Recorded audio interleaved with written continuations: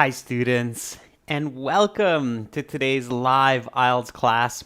My name is Adrian, and I'm streaming to you from beautiful Victoria on west coast of Canada here on Vancouver Island. I hope everybody is having a great week so far, and I hope that you're looking forward to a fantastic weekend. In this class right now, we are doing IELTS reading and reading fast for that band 9 because time is of the essence. You have 60 minutes and you have 20 minutes roughly for each passage. So you have to do your best within that time.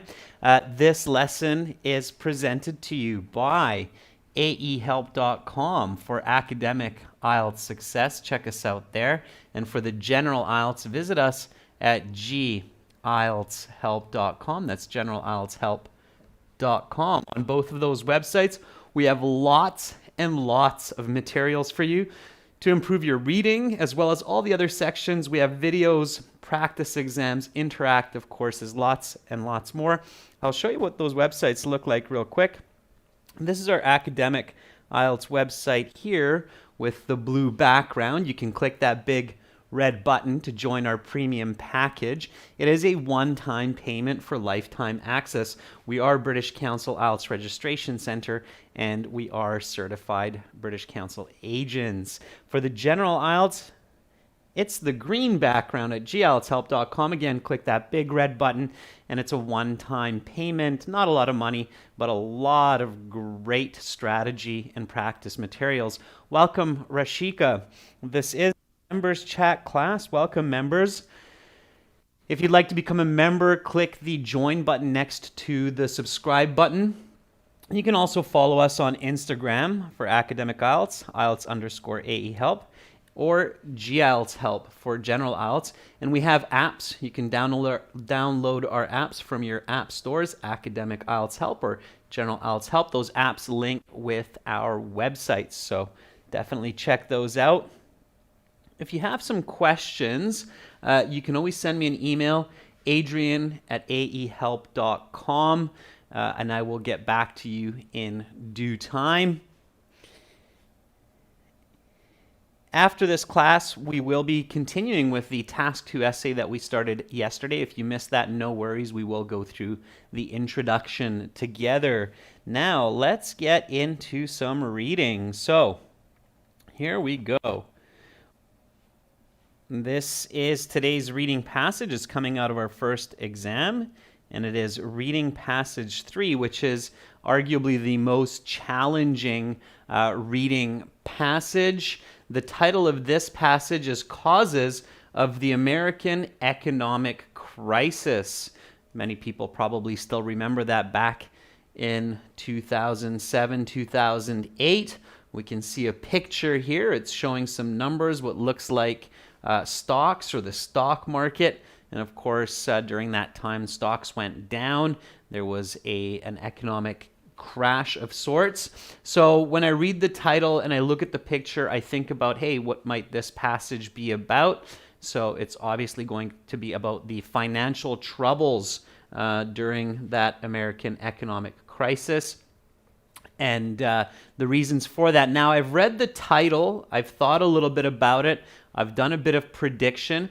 Going through the steps for the right strategy for the reading is the fastest way to get a high band score. Okay, so when you learn like little tricks and such, like skimming and scanning, they're not as effective as many people will have you believe. You can actually lose a lot of time trying to search for answers in the text.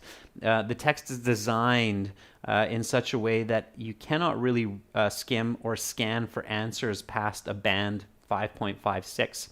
Good morning, Devansh. All right, so we looked at the picture, we looked at the title. What's the next step? Rashika, Devansh, what do I do after I look at the picture and the title and I think a little bit about what this passage might be about? What should I do next? What's my next best step to understand this passage as well as I can and as quickly as I can? What should I do? There's one more step before I start reading. And by the way, these were the exact same steps that I took when I was in my official IELTS exam a couple months ago. Oh, by the way, I'm doing another one very soon here. And I did get band 9, and I was able to go through the reading quite fast with these strategies. So Devansh says, you should read the questions. Absolutely, Devansh. Yeah, look at the questions and maybe read some of them. Depends on the question. So here we have a yes, no, not given, which means that if the information agrees with the author, then it's a yes. If it disagrees, then it's a no. If we don't know what the author thinks about the information, then it's a not given. This is a very confusing type of question because there can be a lot of information that is not anywhere in the text. So I just ignore this question. I don't read this. It's really easy to ignore this type of question in the computer-based exam because you actually have to have a little drop down to answer them and so on. Okay, hi honey. Good to have you in the class. So this type of question I ignore. And then my next set of questions are complete each sentence with the correct ending. So this is sentence completion type, okay? And I have 3 phrases that I have to complete with the choices from below. Now, always you get way more choices than you have the questions or the first half of the phrase. And here we have 6 choices and only 3 phrases. So 3 of the 6, which means 50%, are incorrect. So again, we don't read the choices. We only read the phrases in the text. Okay. All right. So here we go. Let's read this. Banks have a responsibility to. Each bank is responsible for. A recession is started when. Okay, so I read these nice and quick, and I try to think about what might be some of the content based on this information. So when I read these, members, banks have a responsibility to, and each bank is responsible for. What does that give you? What kind of information? So what might you predict or infer about the passage based on number 31 and number 32? Yeah, exactly, Rashika. So here we only read the questions. So if I read this, banks have a responsibility to, and each bank is responsible for, then what kind of information comes to mind? Let me know. I'm going to type it up here. So this is me predicting some information. Of course, this is happening very, very fast while you're doing this during the actual exam. And when you're practicing, you should take a little bit more time, be a little bit more cautious. Okay, so here I'm going to infer that based on these questions,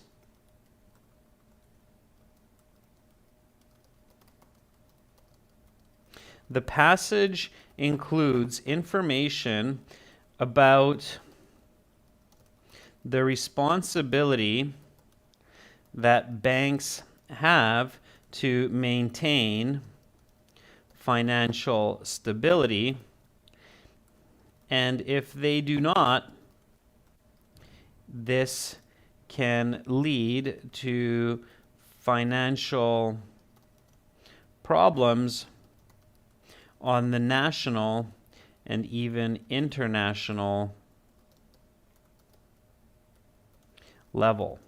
Okay, so this is what I predict. Different people might predict a little bit different information.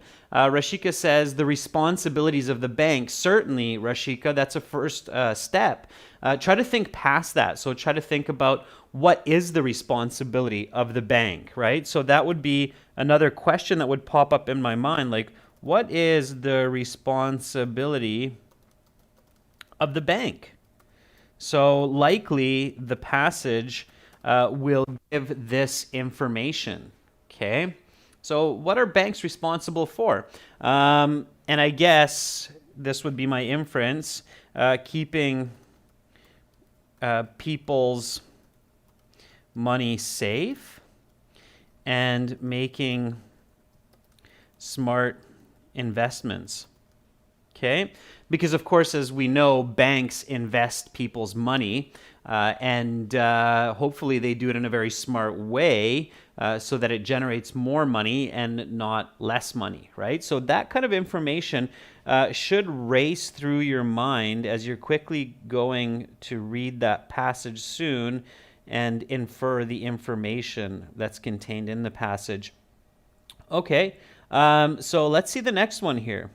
All right, next question is complete the summary using the list of words A to H below. Now, again, everybody watching, this is a reading class, so don't just listen to me. It's not a listening exercise. Make sure to read, and if you can, read aloud. Okay, so you can hear yourself. So read and read aloud. All right. Okay, so this one here is now a summary completion. This is a very common type of question in the reading section. And all of this information is somewhere in the text, and it's a good idea to read this question quickly so you get an even deeper understanding of the text. And of course, this is usually paraphrased. It means that they're giving different kind of words than what you will see in the text. So you can't really search for in order to properly. It really won't be in the text, but something similar will be in the text, okay? So let's read this together, okay? We want to do lots of reading today. So the American government's role. It is the American government which is arguably most responsible for the economic crisis. In order to properly, people must be sheltered from possible problems created by something. Regulation is required in any society in order to coerce people into acting for the benefit of something. Government is in place to serve its citizens, and in this case, it has failed. Apologists will say that the recession is just a something on the radar of American supremacy, while others say that such bumps on the road are something of serious problems. Regulation is the solution to the problem, but the American something of independence and small government will be very difficult to crack. Okay, so we've read this, and now we get some more ideas about the text. So it's going to talk about the responsibility of not only the banks, but also the big responsibility of governments that oversee even banks to make sure that an economic crisis does not happen. All right, so we have some good ideas. Now we're going to read, okay? And there are lots of different strategies that you need to practice when you're reading at home. One of the really important ones is to read a paragraph and then ask what it is about. So exercise your active reading. It means reflecting on what you read, okay? All right, Rashika, Devansh, Honey, if you have any questions so far, just let me know, all right? A visualization, Rashika, is another very important one. So here we're picturing the bank, we're picturing the government. Maybe we're a government worker who's going to the bank, so we're being active. And here we go, let's read this. I'm gonna actually increase the size here, so make the reading a little bit easier for you. See, I've got a bit of space to go there. So let's do it like this. All right. So here we go. Read with me, and then afterwards we'll discuss what is in this paragraph, okay? So when discussing the causes of the late 2000s American subprime mortgage crisis, it is easy to lay all the blame on the banks. But it is incorrect to claim innocent the individual home buyers involved, as well as the American government as a whole. There are many instances in the years leading up to the crisis where moral obligations failed to be met. For the home buyers, it is a case of ignoring a scenario which was, upon deeper inspection, too good to be true. For the bankers, it was falling prey to their own laissez-faire loaning policies, lending without giving much interest to the mandates required of the borrower. For the government, it was instituting such a laissez-faire system in the first place, free of regulatory checks and balances. Okay, so if you didn't understand the whole paragraph, don't worry about it. It's totally fine. You have to focus on what you actually understood. So let's first answer this question. What is the introductory paragraph about?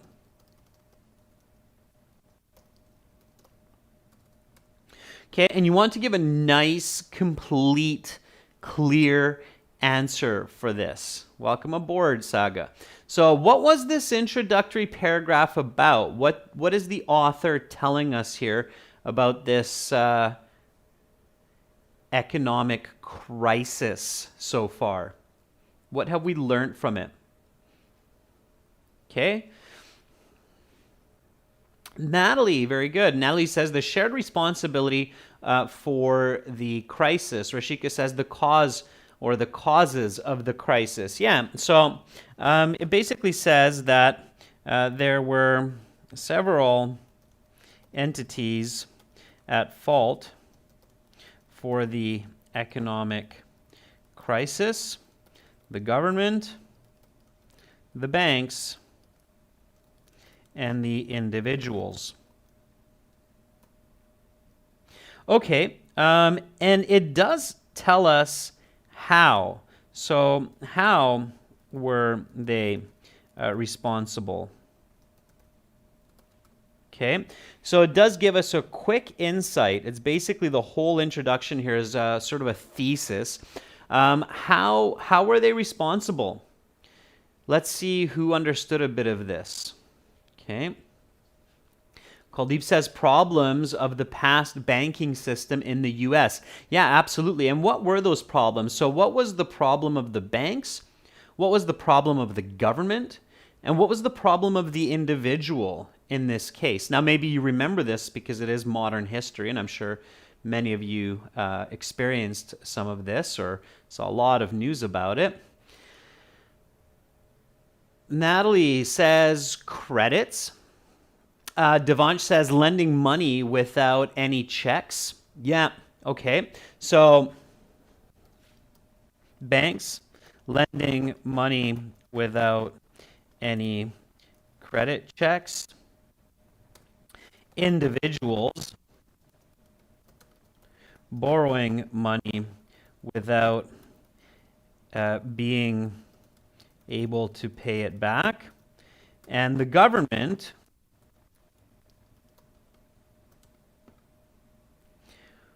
what was the government's problem? Yeah, Rashika, home buyers ignoring to pay back the loans. And how about the government? What mistake did the government make? What was the primary mistake of the government in this case?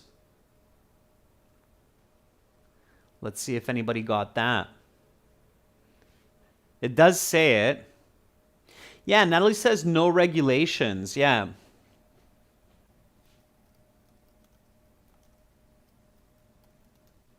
Lack of regulation. Overly relaxed policies to oversee banking operations. Yeah, okay, good. So that's what we want to do. So this is an important strategy. Make sure to practice it at least once or twice a week when you're doing your reading practice for your IELTS exam. It's a surefire way to improve your comprehension and to get better scores, okay? So strategy, after you read a paragraph, answer what, why, and how questions about it. Okay? And at home, during practice, write it down. That'll also help you to practice your writing. Okay. Now, one of the really common comments I get from people is like, well, 20 minutes is not enough. I can't read fast enough in the 20 minutes so that I have time to answer the questions and understand what I'm reading. Okay, fair enough. So what you need to do is twofold. Okay, so here's another strategy, and it's called power reading. Okay, power reading has a few steps, but the goal primarily is to isolate and improve reading comprehension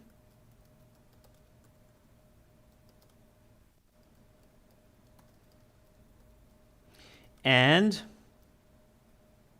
reading fluency, and then combine the two. Okay, so that's the goal of it. Now, we have lots of power reading exercises on our websites. We show you in great detail how to do that. It's an exhausting exercise. It takes a lot of energy, so have a glass of water and make sure that you have lots of energy to do this. I'm going to walk you through the steps. And then we'll do this together as well, okay? So I'm giving you lots of strategy today while we're reading this passage and working on it together. Okay, so most people, and this is native speakers as well, when we're reading an academic passage, especially at the university level, it's common that we do not understand all of the words in the passage, and at times we do not even know how to pronounce them. So we get stuck on these words while we're reading. And that's a problem because that stifles our reading fluency. It means it blocks or impedes our reading fluency, okay? So it slows us down. So this is the first step to power reading. Here we're basically building our fluency for reading, not focusing so much on comprehension, but we're building our fluency so that we can read smoothly and quickly. Okay, Devansh, I'll get to comprehension in just a moment. Saga, you can take notes during your reading, but I don't recommend it. Okay, I think all of the reading fluency and comprehension for high band scores above 7 in the exam needs to happen here. I do not recommend taking notes or circling, underlining words, okay? I find that candidates usually make more mistakes when they do that, okay? So step number 1 for power reading is to skim through a paragraph, just a paragraph, and identify any words that might block or kind of make you mess up while you're reading, okay? So here, I'm just skimming through, and then when I find a word that I think might be a little bit tricky, it doesn't have to be a long word, then I'm going to underline it. This is for practice at home. Of course, don't do this in your official exam. This is practice for home before your exam, okay? So scam, okay? And when I find a word that I think might trip up my reading, then I'm going to read it twice nice and loud. So do this with me, members, okay? So scam, scam. Deservedly, deservedly. Hapless, hapless. Reimburse, reimburse. Scenario, scenario. Subprime, subprime. Mortgage, mortgage. Bankrupt, bankrupt. Debt, debt. Inevitably, inevitably.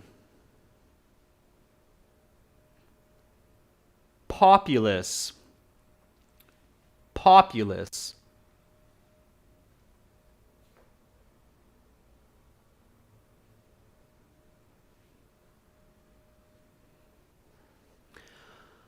Obligation, obligation.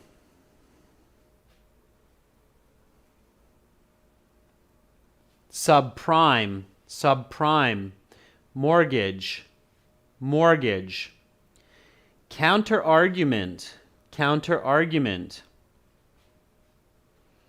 Possessing, possessing.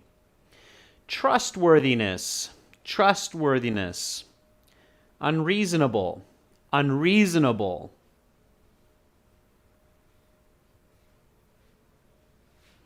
Obligation, obligation. Pitfalls, pitfalls. Trustworthy, trustworthy. Sufficient, sufficient. Okay, so those are the ones that I caught this time around, thinking, hey, maybe those will kind of be a little bit more difficult for me when I'm reading to keep my fluency. So each of them I pronounced twice, nice and loud. Now, if you don't know the pronunciation of these words, don't worry. You can type it into Google and type pronunciation, and Google will say it for you. Okay, so we have wonderful technology these days, and you can use technology to help you.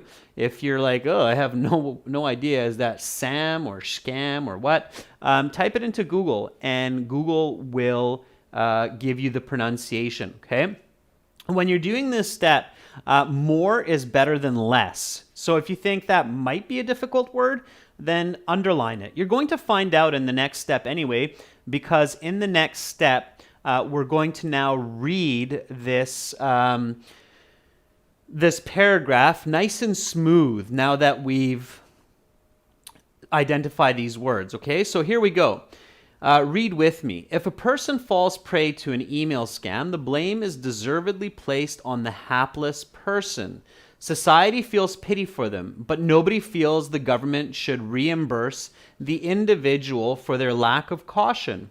The person in this scenario has affected no one but themselves. If a person falls prey to a too good to be true subprime mortgage and ends up bankrupt, he or she is not just hurting themselves, they are also hurting society because that debt inevitably rests with the populace. Thus, while a person has no social responsibility to act a certain way in the case of the email scam, a person does have a social obligation when it comes to actions that can hurt society, such as taking on a subprime mortgage.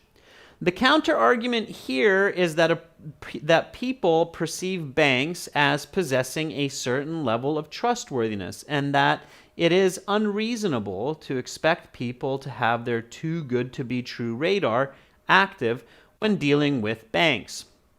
Nevertheless, people do have an ethical obligation to be aware of pitfalls, and being told it's okay by trustworthy institutions is simply not a sufficient excuse. Okay, so I read this paragraph now nice and smoothly. It was a little bit easier because I pronounced each of these words twice. I noticed that maybe the word ethical might have tripped me up as well while I was reading.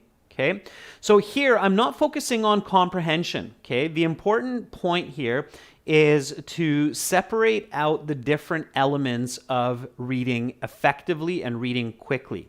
And those two components are fluency and comprehension.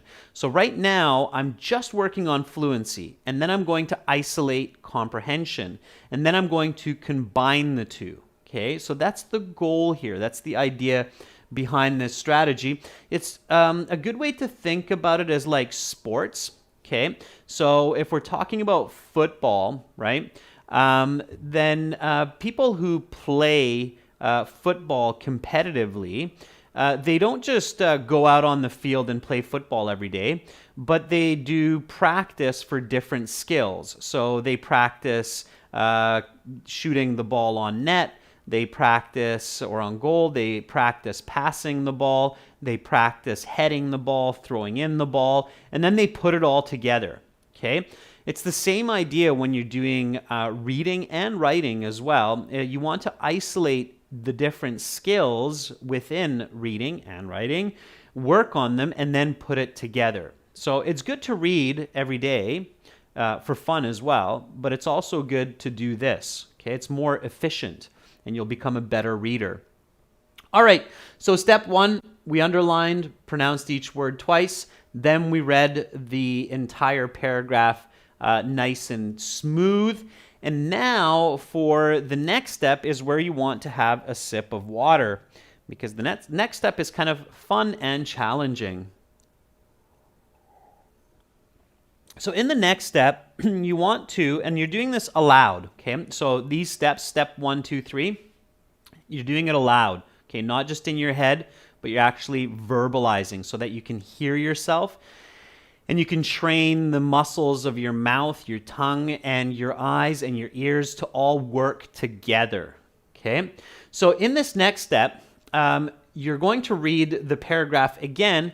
The trick this time is to read the paragraph faster than you've ever read before.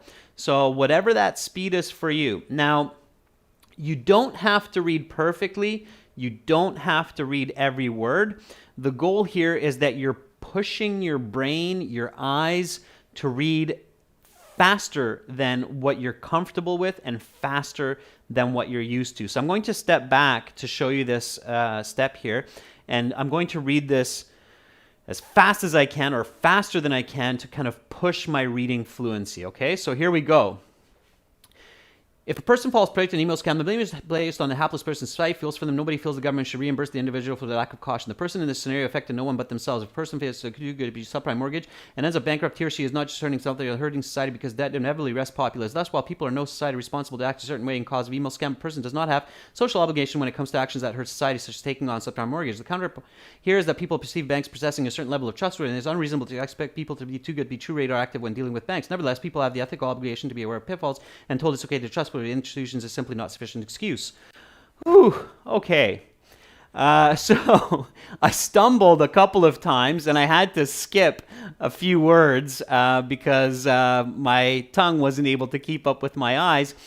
But that was faster than comfortable, obviously, and faster than possible for me. But that's pushing my speed. Okay, that's pushing my fluency. In this case, I'm going to use the analogy of sports again. So it's kind of like a person who's a professional runner who runs races, especially if you think about short distance, 100 meter, 400 meter, 200 meter dash. Okay, that person is always pushing their limit. And sometimes they pull a muscle, sometimes they trip and fall. That's part of their journey to become faster and faster each time that they run a race, okay? So the same idea is true for our mind.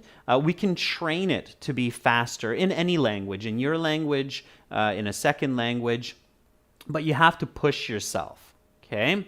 Did anybody try that with me? Kuldeep, Devansh, Saga, Natalie, Rashika? Anybody really push and read as fast as possible there? Okay, I'm going to erase this now.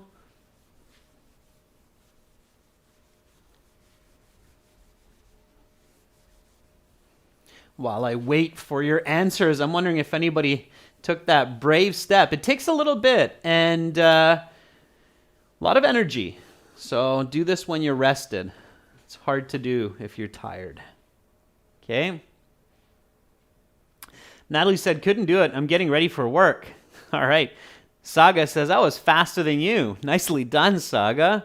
Devansh says, yes, I tried it. Fantastic. By the way, many of our students in the past who have regularly practiced this power reading have written us some really nice emails about how much more efficient they've become in reading, in not just in English, but their own language as well. Okay, it's definitely difficult, and when something is difficult, it's often got a big reward. Okay, all right. So in the next step, you do one more reading of the paragraph, okay? And this is fundamental to power reading, that you go over the same paragraph again and again and again doing this, okay? So we go over the same paragraph again. Now this time, when you're practicing this at home, you just read the paragraph silently, okay? just like in the IELTS exam. So in the IELTS exam, of course, you would absolutely shock the examiners and the other candidates if you did that aloud. So you can't do it aloud, but you can now read it silently. And when you're reading silently, you want to read at a comfortable pace. Don't rush. Some of the big mistakes, okay? I'm going to name 2 of them that a lot of candidates make when they're reading in the IELTS exam. Okay, so be really careful about these mistakes. Okay, so while you are reading silently during your official exam, be sure to avoid 2 common mistakes that lead to lower scores and slower performance. Okay. Number 1, reading too quickly without really paying attention to the content. Number 2, reading as if the entire paragraph were one sentence without punctuation.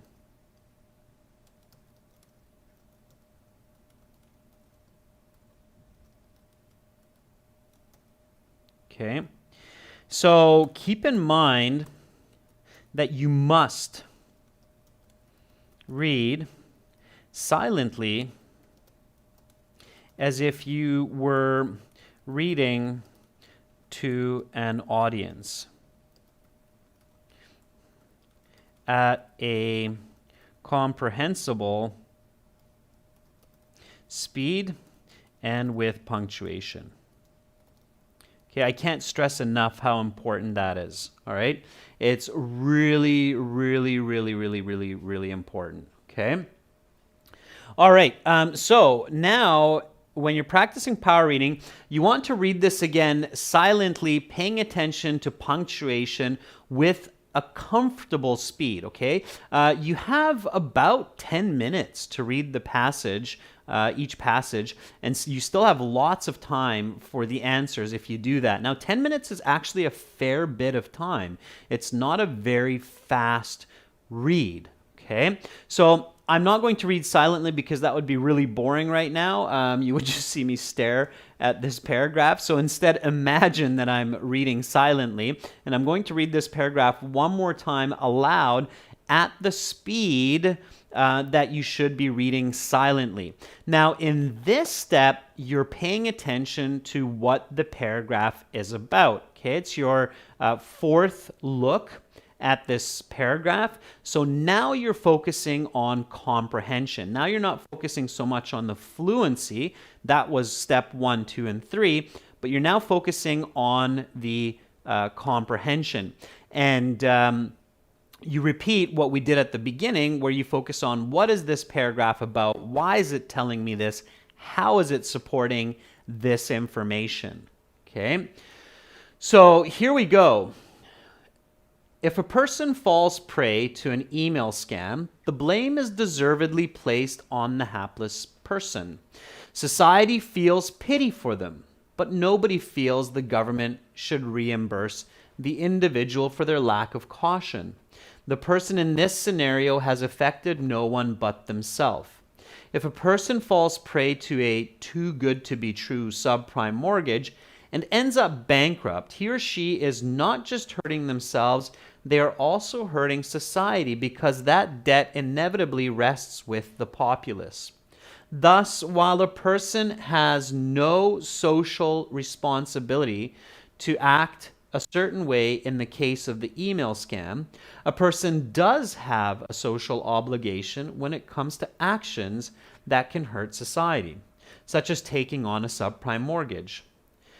The counter argument here is that people perceive banks as possessing a certain level of trustworthiness, and that it is unreasonable to expect people to have their too good to be true radar active when dealing with banks. Nevertheless, people do have an ethical obligation to be aware of pitfalls, and being told it's okay by trustworthy institutions is simply not a sufficient excuse. So, here, I've read this at a nice, comfortable pace. I paid attention to periods and commas.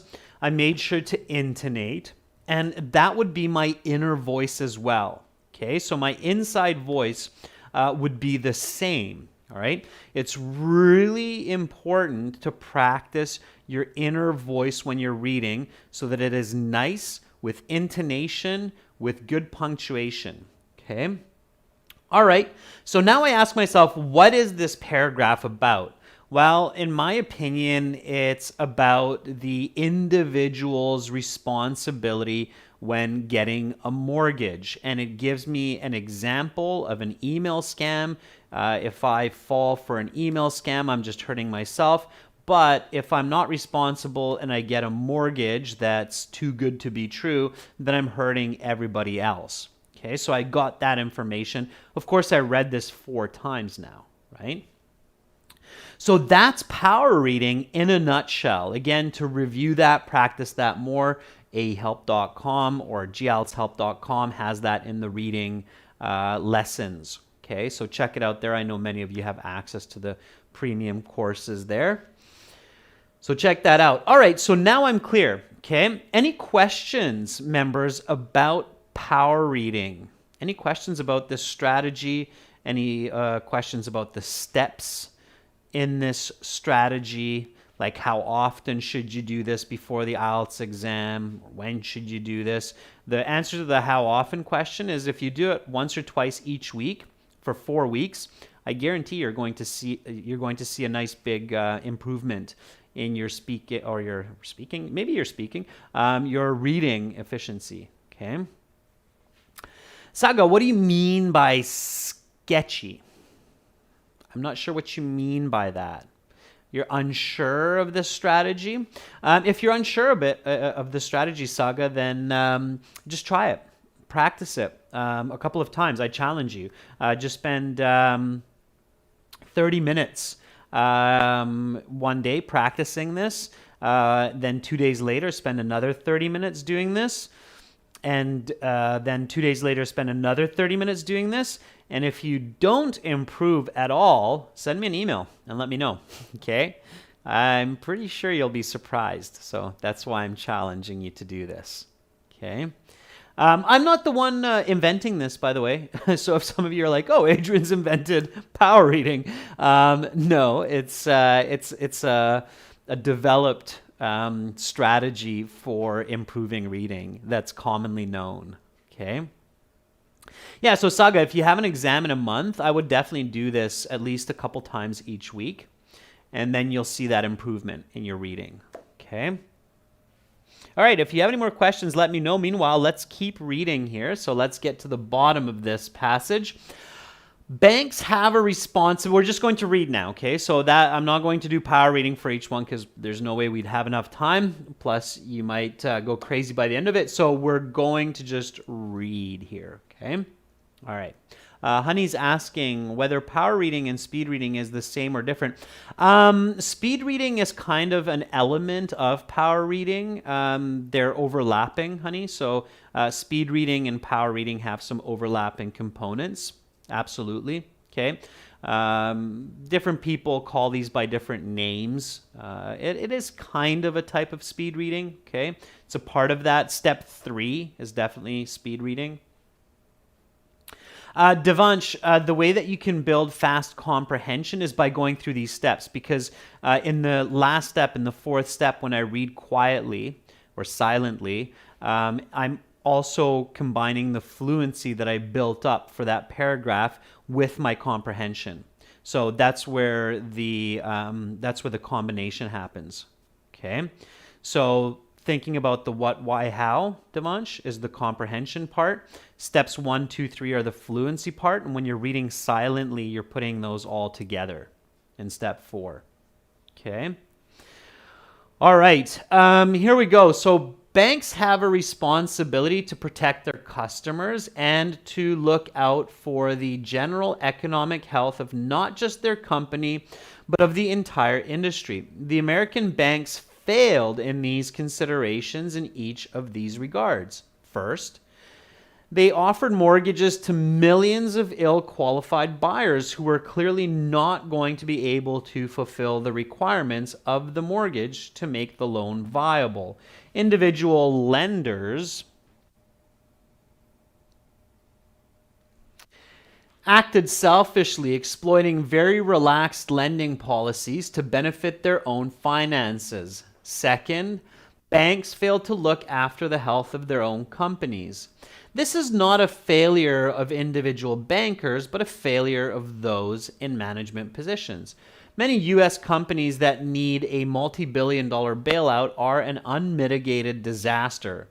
Although this failure falls more in line with the email scam, that is to say, a failure, which is not a social failure, but a business failure, the social failure lies in the bank's obligation to the entire industry and the economy as a whole. Each bank is responsible for a small piece of the economic pie. If one bank fails, it appears as a blip on the radar. However, with each individual failure, the threshold for failure for the remaining companies is lowered. It is in this sense that companies have a moral obligation to do good business, because if they do not, they raise the chances of bankruptcy for each of their competitors and the economy as a whole. Eventually, the threshold of failure is so low that almost all lending has to cease and a recession is ignited. Okay. Devansh, I highly recommend checking out the reading section of your course at aehelp.com, where it goes into lots of details about how to visualize the content that you're reading, how to think critically about what you're reading, how to do paraphrasing exercises for reading, and all of those improve your comprehension. Okay, so paraphrasing reading text, visualizing reading text, and thinking critically about reading text. Do those regularly, and I guarantee that you're going to comprehend better. Okay. All right, let's keep going. So, in this investigation of blame placing, arguably the body who holds the most responsibility is the American government. The truth is that if people are not protected from themselves by the government, society cannot function well. The wholly free market is akin to an economic version of Hobbes' state of nature, people acting like tigers and bears, trying to get each other's money. Society does not work optimally when it pays overwhelming dividends for people to act selfishly. It takes regulation in economic policy to force people into acting in society's best interest. One of the duties of a government is to protect its citizens from each other.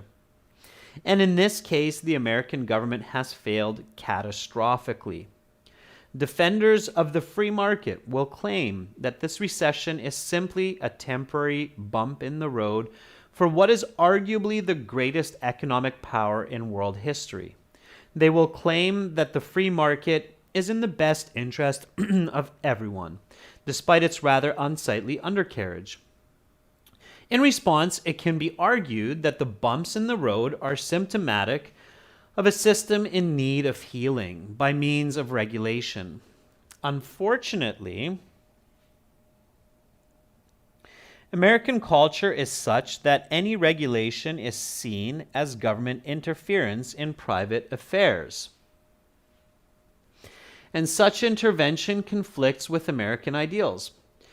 Economics is not the only arena where this belief system is played out.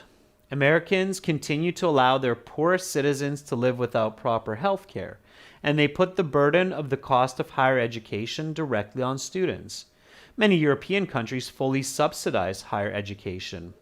Until this distaste for government intervention is cast aside, events like the subprime mortgage crisis will continue to occur. Whether they are merely bumps on the economic road or signs of forthcoming systemic collapse, in both cases the government has failed to fulfill their role to save the citizens from themselves. In regards to subprime mortgages, regulation of the banking is like an insurance policy for the economy. It may lower profits, insurance policies cost money, but it smooths out the bumps in the road. As long as the American government continues to turn a blind eye to these insurance policies, they will continue to put the social well-being of its citizens at risk. All right, and then comes the questions. Okay, so here we have the yes, no, not given. I'm going to do this with you. Let's do this now. So question 27, those that fall for common scams deserve to be compensated by society. Okay, is it important for the American economic crisis to know about this piece of information, the common scams? Well, I remember it talked about the individuals in the second paragraph and the email scams, which are the common scams. And the author clearly said that they do not deserve to be compensated. So if somebody falls for an email scam, nobody's going to pay them back and say, hey, it's too bad you lost your money. Here's $50. So the answer here is no. Okay, hopefully everybody got that. Because that's the paragraph that we did the power reading on. So we read that paragraph 4 times. Okay, so you should definitely get the answer for that one. All right. Many homeowners are too young and irresponsible. All right. Is this important for this paragraph, that many homeowners are too young and irresponsible? I'm not sure. I definitely don't remember visualizing or thinking about too young. Okay. And it might be an awkward detail. And as well, we know that it's probably not true anyway. So this one would be not given. Okay. A society trusts the banking system. Yeah, very good, Rashika. Number 29. Society trusts the banking system. Is it important for this passage? Absolutely. Is it true that society trusts the banking system? Absolutely. So it's a yes. Okay? It's logical thinking. First, I figure out whether it's given or not given by asking if it's important or not important. And then I figure out if it's true or not. Okay? You don't have to search for all of these answers. All right, number 30, home buyers have an ethical obligation to beware of trustworthy institutions.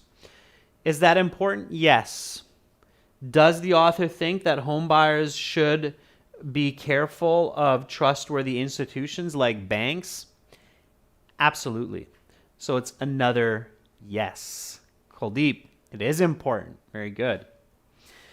All right, so I went at a little bit of a fast pace there. That's the pace that you want to reach at home through your studies. And as long as you're studying regularly, practice your power reading, practice those other strategies that I mentioned to Devansh, you will do a great job. Okay, members, if you don't have access to our exams, try answering the remaining questions. Look at the video and try answering these questions on your own. And then you can email your answers to me and I will give you the answer key. Okay, so practice a bit of power reading, practice a bit of critical reading, and email me your answers and I'll give you the answer key for it. That's all the time I have for this reading today. So the focus here was on critical reading or active reading and power reading. Okay. If you have any questions about this, send me an email. I highly encourage you to practice these, and I highly encourage you to check out other reading strategies that you can practice and see on the websites.